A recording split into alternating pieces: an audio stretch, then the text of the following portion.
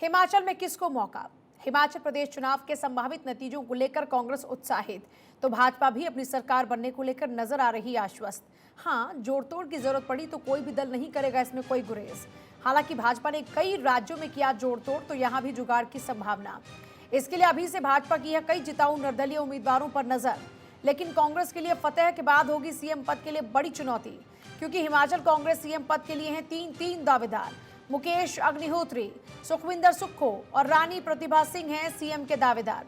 हालांकि इन सब में रानी प्रतिभा सिंह है सबसे मजबूत दावेदार, क्योंकि कांग्रेस ने हिमाचल में सबसे ज्यादा टिकट बांटे हैं रानी प्रतिभा सिंह के ही कहने पर। अब अगर इनमें से किसी को भी सीएम बनने का मौका मिला तो भाजपा डोरे डालेगी नाराज गुट पर।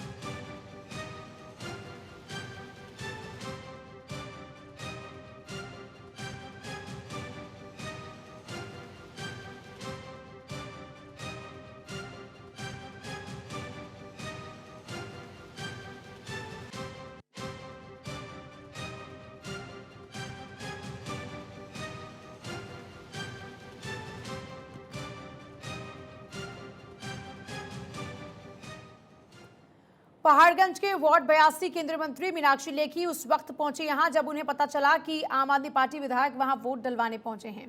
केंद्रीय मंत्री मीनाक्षी लेखी बीजेपी प्रत्याशी और थाना प्रभारी के साथ मौके पर पहुंची और वहां का जायजा लिया। बताया जा रहा है कि पहले आम आदमी पार्टी के विधायक ने एसडीएम के साथ वहां पहुंचकर वोट डलवाना शुरू किया। आम आदमी पार्टी के विधायक के इस कदम के बाद मीनाक्षी लेखी ने आप पर जबरदस्ती वोट डलवाने के आरोप लगाए। सांसद केंद्रीय मंत्री मीनाक्षी लेखी जी यहाँ मौके मौजूद हैं, हम इनसे बात करेंगे। मैम, जिस तरीके से लगातार कई इलाकों में गए और देखे कि जो वोटरों की काफ़ी दिक्कत का सामना करना पड़ा, वहीं प्लॉट नंबर 6 झंडेवालान पे भी इलेक्शन में ये सब चीज़ें होती हैं। यही मैनेजमेंट होता है कि अगर कहीं गड़बड़ है तो जाके शांत किया जाए, बंदोबस्त ठीक किया जाए और किसी की भी फ्रेड नर्व्स ना हो, क्योंकि फ्रेड नर्व्स जो है वो दबोच लेना, गड़बड़ हो जाना, तो वो अवॉइडेबल है। दिल्ली के अंदर ऐसा होता नहीं है और वो ऐसा होना नहीं चाहिए। विधायक जी ही की वजह से मैं आई हूँ, क्योंकि उनकी ही गड़बड़ यहाँ पर चल रही थी और लास्ट मिनट हमने कई जगह इस तरीके की चीज़ें देखी हैं कि जहाँ पे भी पंजाबी कम्युनिटी के वोट्स हैं, अन्य कम्युनिटीज़ के, वो बीच बीच में से हटे हुए हैं। पर ठीक है, जो अगर मालवा जिले में भारत जोड़ो यात्रा में शामिल हुए पूर्व मुख्यमंत्री कमलनाथ, जहां बीजेपी, आरएसएस और विश्व हिंदू परिषद को जमकर घेरा भी और खुला चैलेंज देते हुए कहा कि कोई बीजेपी, आरएसएस या विश्व हिंदू परिषद का नेता राहुल के साथ बैठ जाए, बहस कर ले। जितना ज्ञान इनको धर्म अध्यात्म का है, ये बीजेपी, आरएसएस वालों को नहीं है। कमलनाथ ने कहा कि आप देखिएगा अगले 2 महीने में क्या होगा जब तक ये यात्रा कश्मीर पहुंचेगी। असली राहुल गांधी इस यात्रा के बाद अब सामने आए हैं। यात्रा में जुड़ रही भीड़ ने दूध का दूध और पानी का पानी कर दिया है। मैं चैलेंज कर रहा हूँ बीएचपी को, आरएसएस को और बीजेपी को कि वे राहुल जी के साथ बैठ जाए, आप सबको बुला ले, आप सबके सामने हमें कोई चीज साबित करनी, जो हम हैं, हमें साबित करने की आवश्यकता नहीं है। तो ये जो एक इमेज बना ली, एक छवि बना ली, ये उसका परिणाम है जो आप बात कर रहे हैं कि वो तो अब आपने इलेक्शन आ रहा है, आप क्या सोचते हैं राहुल जी इलेक्शन के लिए आए? वो तो अपनी भारत जोड़ो इलेक्शन के लिए गए थे या तमिलनाडु इलेक्शन के लिए गए थे। ये इलेक्शन है।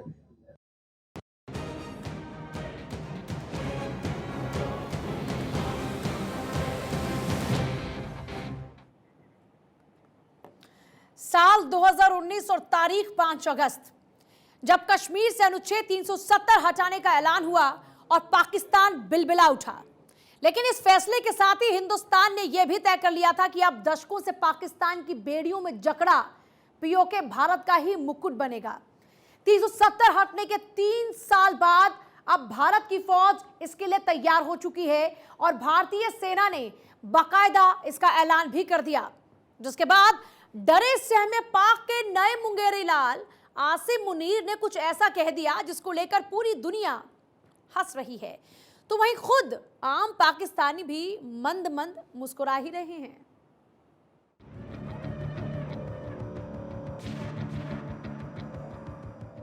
पाक के नए मुंगेरी लाल बातें करे कमाल।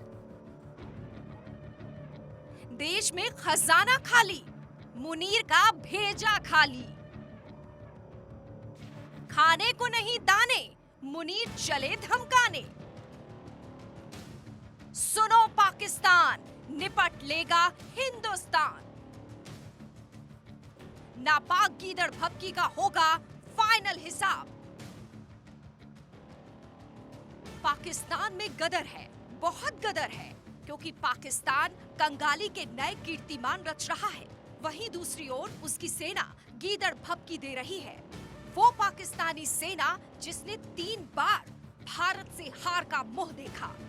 वो पाकिस्तानी सेना जिसके करीब 90,000 सैनिकों ने भारतीय सेना के सामने सरेंडर कर दिया। वो पाकिस्तानी सेना कुछ ऐसा बोल रही है जिसे सिर्फ मुंगेरी लाल के सपने देखने जैसा है। पाकिस्तान के नए सेना प्रमुख जनरल असीम मुनीर ने सेना अध्यक्ष बनते ही भारत के खिलाफ गीदड़ भपकी देनी शुरू कर दी है। मैं ये साफ कर दूं कि पाकिस्तानी फौज न सिर्फ अपनी सरजमी के हर इंच की हिफाजत के लिए हमेशा तैयार है, बल्कि अगर हम पर कभी जंग थोपी गई तो दुश्मन को हराने का भी मादा रखती है। किसी भी दुस्साहस का हमेशा पूरी ताकत से मुकाबला किया जाएगा।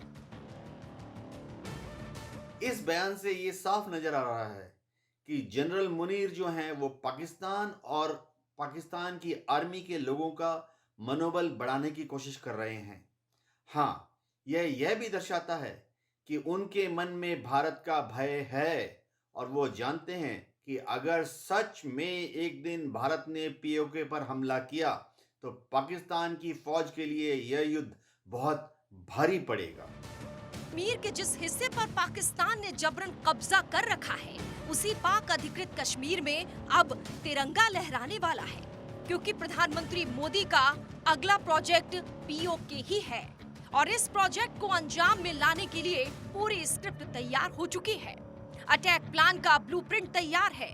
इंतजार है तो सिर्फ एक ऑर्डर का, और इंतजार है तो भारत के प्रधानमंत्री नरेंद्र मोदी के एक इशारे का।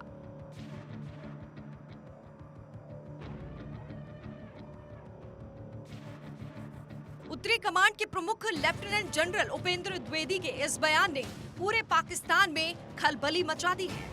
रावलपिंडी से इस्लामाबाद तक हड़कंप मच गया है। Raksha Mantri gave the statement about the POJK. As you are aware that parliamentary resolution already exists on the subject. So therefore it's nothing new.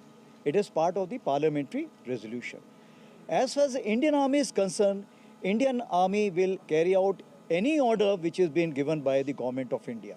And whenever such orders are given, we'll always be ready for it. भारतीय सेना की तरफ से PoK को लेकर ये बयान उस वक्त आया है जब पाकिस्तान में गृह युद्ध जैसे हालात हैं। बाजवा की विदाई हो चुकी है और इमरान ने शहबाज शरीफ और पाकिस्तानी फौज के खिलाफ मोर्चा खोल रखा है। उस पीओके पर हिंदुस्तान की तरफ से आए आक्रामक बयान ने शहबाज शरीफ को चक्करगिन्नी बना दिया है। इतना ही नहीं, अपनी ही सरकार के खिलाफ विद्रोह करने वाली सरदर्द बनी इमरान की पीटीआई और उसके नुमाइंदे जनरल द्विवेदी के इस बयान पर आंखें तरेर रहे हैं। हिंदुस्तान को गीदड़ भपकी दे रहे हैं। यकीन न हो तो इमरान के खासम खास जाने वाले फवाद चौधरी के ट्वीट को भी देखिए।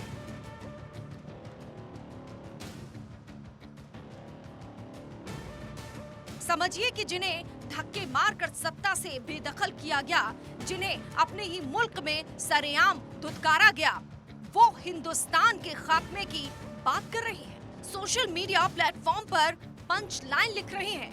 लेकिन सच तो ये है कि पीओके को लेकर हिंदुस्तान का जो स्टंट है, जो एक्शन प्लान है, उसे देख पाकिस्तान सरकार, पाकिस्तानी फौज, पाकिस्तानी आवाम, यहाँ तक कि पाकिस्तान का विपक्ष भी सदमे में है, खौफ और दहशत में है।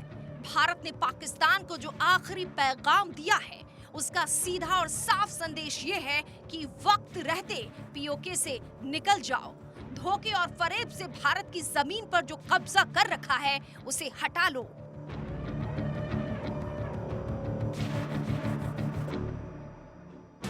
पाकिस्तान में हाल ही में सियासी उठापटक के बाद शहबाज शरीफ नए प्रधानमंत्री बने और अब बाजवा की जगह आसिम मुनीर पाकिस्तानी सेना के नए प्रमुख बने। बस इसी बात से पाकिस्तान की आबो हवा में खौफ पसरा है, क्योंकि हर पाकिस्तानी को इस बात का डर है कि कहीं जिन्ना लैंड का नया जनरल नियाजी ना बन जाए। जनरल नियाजी के नेतृत्व वाली पाकिस्तान आर्मी को साल 1971 में बांग्लादेश की जंग के दौरान 90,000 से ज्यादा सैनिकों के साथ भारतीय फौज के आगे आत्मसमर्पण करना पड़ा था। पाकिस्तान ने जबरन साजिश के तहत पाकिस्तान के एक हिस्से में कब्जा जमाया है। ये बात सभी भारतीयों को खटकती है। अब इन सब में अहम ये है कि पीएम मोदी का अगला प्रोजेक्ट पीओके ही है और इसका इजहार प्रधानमंत्री पूरी दुनिया के सामने पहले ही कर चुके हैं।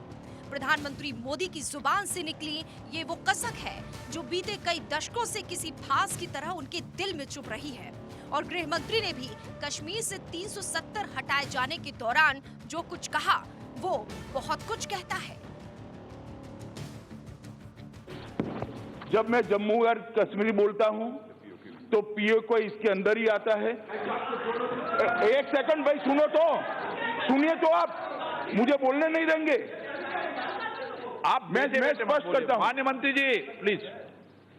मैं जब जम्मू एंड कश्मीर बोलता हूं, माननीय सदस्य, इसलिए एग्रेसिव हूं कि जम्मू एंड कश्मीर के पीओके को आप भारत का हिस्सा नहीं मानते हो क्या? एग्रेसिव ना हो, जान दे देंगे इसके लिए। क्या बात कर रहे हो आप?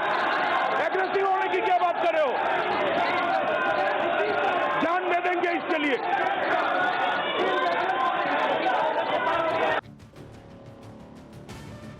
लेफ्टिनेंट जनरल उपेंद्र द्विवेदी के बयान से दिल्ली ने इस्लामाबाद को ये बता दिया है कि पीओके हमारा है और हर हाल में पाकिस्तान को इस इलाके पर ही अवैध कब्जे को हटाना होगा। असल में मोदी सरकार का सिर्फ और सिर्फ एक ही मकसद है और वो है पीओके। इसके लिए भारतीय सेना वॉर मोड में है और तो और पीएम मोदी ने युद्ध के लिए अपने तरकश में तमाम जंगबाजों को भी जुटा लिया है। इस वक्त हिंदुस्तान दुनिया के ताकतवर देशों में चौथे पायदान पर है और उसकी वजह है भारतीय सेना की बढ़ती ताकत। ऐसे में पीओके पर कब्जा कायम रखने के लिए पाकिस्तान ने अगर युद्ध छेड़ा तो उसका अंजाम वही होगा जो 71 में हुआ था, यानी पाकिस्तान फिर से खंड खंड होगा। Bureau report, Bharat 24।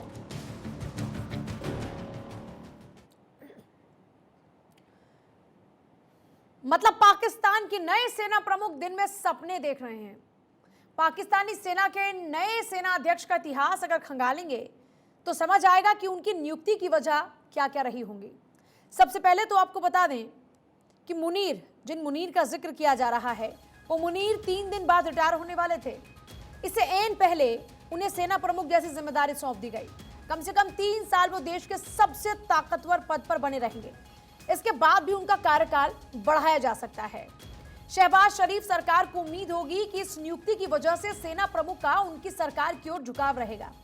लेकिन जो सबसे जरूरी बात वो ये है कि मुनीर एक पूर्व आईएसआई चीफ रह चुके हैं। अक्टूबर 2018 में मुनीर पाकिस्तानी खुफिया एजेंसी आईएसआई के चीफ बनाए गए थे। पाकिस्तानी खुफिया एजेंसी जिसके पास सिर्फ एक ही काम है कि भारत में कैसे अशांति फैलाई जाए, इसके लिए साजिश रचना, ये काम है उनका। मुनीर जब आईएसआई चीफ थे उस वक्त तत्कालीन प्रधानमंत्री इमरान खान के दबाव में उन्हें महज 8 महीने बाद ही पद छोड़ना पड़ा था। लेकिन अब जहां एक तरफ इमरान खान लगातार सरकार के खिलाफ प्रदर्शन कर रहे हैं, तो अब मुनीर की वापसी हुई। और मुनीर की वापसी मतलब एक पूर्व आईएसआई प्रमुख की वापसी। तो आप समझ सकते हैं कि किस तरीके से इनका पूरा बैकग्राउंड जब खंगाला जाता है तो क्या हासिल होता है। लेकिन इन्हीं हरकतों के चलते आज पाकिस्तान की स्थिति ये आ चुकी है कि वो पूरी तरह से कर्ज में डूब चुका है। देश की स्थिति ये है कि कब गृह युद्ध वहां छिड़ जाए इस बारे में कुछ कहा तक नहीं जा सकता। पाकिस्तान के नए सेना प्रमुख ने जो कुछ कहा है उसके बाद तो सभी कह रहे हैं कि खाने के लिए नहीं है दाने और मुनीर चले धमकाने। और इनके सेना प्रमुखों की हालत कैसी रही है वो 1971 की लड़ाई में दुनिया पहले ही देख चुकी है। और मुनीर से पहले जो चीफ थे बाजवा, उनकी विदाई हो चुकी है। लेकिन जाते जाते भी बाजवा क्या कुछ कहकर गए वो आपको सुनवाते हैं। बाजवा के इस बयान में आपको लाचारगी बेचारगी नजर आने वाली है। मौजूद हाज़रीन, मैं आज आपके सामने एक ऐसे मौजू पर भी बात करना चाहता हूं जिस पे अमूमन लोग बात करने से गुरेज करते हैं। और ये बात 1971 में हमारी फौज की साबका मशरकी पाकिस्तान में कारकर्दगी से मुतालिक है। मैं यहाँ पर कुछ हकायक दुरुस्त करना चाहता हूँ। सबसे पहले, साबका मशरकी पाकिस्तान एक फौजी नहीं, एक सियासी नाकामी थी। लड़ने वाले फौजों की तादाद 92,000 नहीं, सिर्फ 34,000 थी। बाकी लोग मुख्तलिफ गवर्नमेंट के डिपार्टमेंट्स में थे। और इन 34,000 लोगों का मुकाबला 2.5 lakh Indian army, 2 lakh trend मुक्ति बैनी। अगेंस्ट दीज हैवी ऑड्स हमारी फौज बहुत बहादुरी से लड़ी और बेमिसाल कुर्बानियां पेश की, जिसका इतराफ़ खुद Indian army chief field marshal Manek Shah ने भी किया है। इन बहादुर गाजियों और शहीदों की कुर्बानियों का आज तक कौम ने इतराफ़ नहीं किया, जो कि एक बहुत बड़ी ज़्यादती है। मैं आज इस मौके का फ़ायदा उठाते हुए इन तमाम गाजियों और शहीदों को खराज तहसीन पेश करता हूँ और पेश करता रहूँगा। वो हमारे हीरो हैं और कौम को उन पर फ़ख्र होना चाहिए। ये तो हालत है पाकिस्तान के सेना प्रमुखों की। खैर, जैसा हम आपको बता रहे थे कि मुनीर को दरअसल सरकार ने रिस्क कम करने के लिए प्लांट किया है, क्योंकि पाकिस्तान में हमेशा सियासी अस्थिरता बनी रही है। फौज की दखलंदाजी की वजह से पाकिस्तान में चुनी हुई सरकारों का तख्ता पलट होता रहा है। और अगर सेना प्रमुख ही वहां अपना होगा तो जाहिर सी बात है रिस्क फैक्टर भी कम ही होगा। मतलब साफ है कि कहने के लिए तो ये सेना प्रमुख हैं, लेकिन रिमोट से चलने वाले। जो नाअहल थे,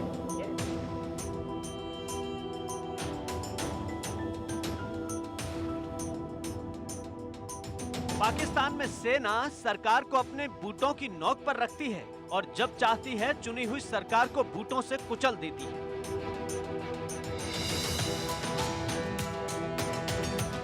इकसठ साल में फौज अपने बूटों से कई बार पाकिस्तानी लोकतंत्र को लहूलुहान कर चुकी है।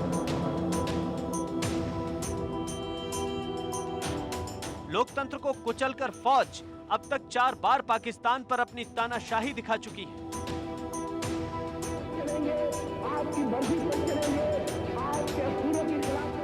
1947 में भारत से अलग होकर पाकिस्तान बन तो गया, लेकिन 11 साल बाद ही जनरल मोहम्मद अयूब खान ने सत्ता हथिया ली। 1958 में पाकिस्तान में पहला सैन्य तख्ता पलट हुआ, जब पाकिस्तानी राष्ट्रपति मेजर जनरल इस्कंदर मिर्जा ने पाकिस्तान की संविधान सभा और प्रधानमंत्री फिरोज खान नून की सरकार को बर्खास्त कर दिया था। मिर्जा ने army commander in chief general Ayub Khan को चीफ मार्शल लॉ एडमिनिस्ट्रेटर नियुक्त किया, लेकिन 13 दिन बाद ही अयूब खान ने मेजर जनरल इस्कंदर मिर्जा को चलता कर दिया और अयूब खान ने खुद को पाकिस्तान का राष्ट्रपति घोषित कर दिया। पाकिस्तान पर अयूब खान का राज चला पूरे 9 साल तक, लेकिन इस दौरान भारत के हाथों करारी हार के बाद अयूब खान की सत्ता पर पकड़ ढीली पड़ने लगी। इसी का फायदा उठाकर 1969 में जनरल याहिया खान ने अयूब खान की हुकूमत का तख्ता पलटकर पाकिस्तान की बागडोर अपने हाथों में ले ली। लेकिन याहिया खान के जमाने में पूर्व पाकिस्तान का बांग्लादेश के रूप में जन्म हुआ और भारत के हाथों पाकिस्तान को करारी शिकस्त मिली। इसके बाद पाकिस्तान में एक बार फिर लोकशाही की बयार चली। पाकिस्तान में चुनाव हुए और जनता ने जुल्फिकार अली भुट्टो को प्रधानमंत्री चुना। प्रधानमंत्री बनने के बाद जुल्फिकार अली भुट्टो ने जनरल जियाउल हक को आर्मी चीफ बनाया, लेकिन आर्मी चीफ जियाउल हक ने 1978 में भुट्टो का तख्ता पलट कर दिया और खुद को पाकिस्तान का राष्ट्रपति घोषित कर दिया। साल भर बाद ही जिया उल हक ने जुल्फिकार अली भुट्टो को फांसी पर लटका दिया। 1988 में जिया उल हक की विमान दुर्घटना में मौत होने तक पाकिस्तान में फौजी हुकूमत रही। इसके बाद चुनाव हुआ, लेकिन लोकतंत्र का राज ज्यादा दिनों तक नहीं चल सका और फिर वो साल आ गया जब पाकिस्तानी फौज ने लोकतंत्र को अपने जूतों से एक बार फिर कुचला। साल 1999 का था। नवाज शरीफ प्रधानमंत्री थे और उन्होंने अपने करीबी जनरल परवेज मुशर्रफ को आर्मी चीफ बनाया था। लेकिन 1999 में परवेज मुशर्रफ ने नवाज शरीफ सरकार का तख्ता पलट किया और खुद को राष्ट्रपति घोषित कर दिया। मुशर्रफ के दौर में ही करगिल युद्ध में भारत ने पाकिस्तान को धूल चटाई थी। इसके बाद पाकिस्तान में फिर लोकतंत्र बहाल हुआ, सरकारें आती रही, जाती रही, लेकिन पाकिस्तान आज भी लड़खड़ा रहा है। Bureau report, Bharat 24। ये तो वो तस्वीरें हैं जो पाकिस्तान की सेना की हालत कैसी है वो बखूबी दर्शाती हैं। अब आपको वहां की सरकार की स्थिति भी दिखाई ही देते हैं। दरअसल पाकिस्तान भारत की देखा देखी रूस के पास गया सस्ता तेल लेने, लेकिन वहां पुतिन ने तो पाकिस्तान को डांट कर ही भगा दिया। और पाकिस्तान की हालत कुछ ऐसी थी जिस पर एक मशहूर शायर की एक लाइन बड़ी सटीक बैठती है, बड़े बेआबरू होकर तेरे कूचे से हम निकले।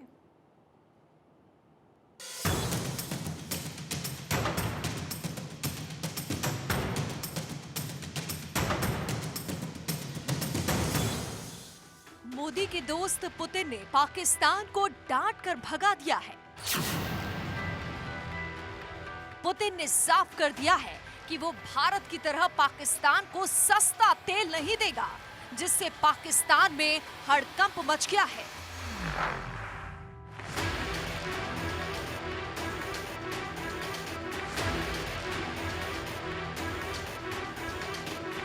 रूस के राष्ट्रपति पुतिन और पाकिस्तान के प्रधानमंत्री शहबाज शरीफ की ये मुलाकात भला किसे नहीं याद होगी, जब शहबाज की हालत देखकर पुतिन भी अपनी हंसी को रोक नहीं पाए थे।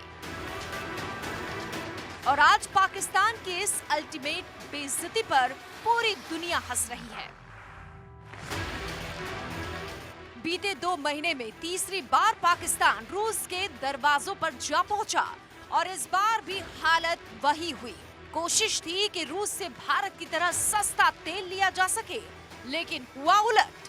40% डिस्काउंट मांगने पहुंचे पाकिस्तान को 440 वोल्ट का झटका लग गया।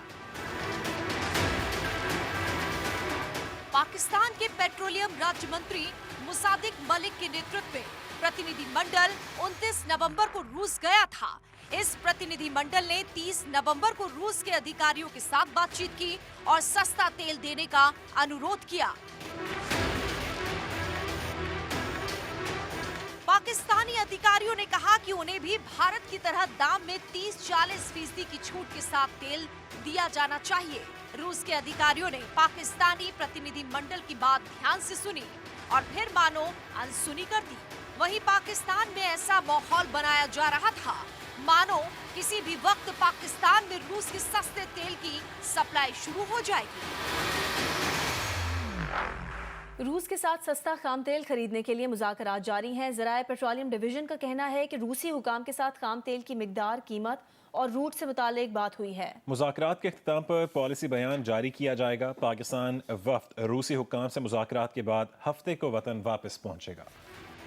पाकिस्तानी मीडिया ने बाकायदा भारत का नाम लेते हुए रूस के सस्ते तेल के फायदे भी गिनाए।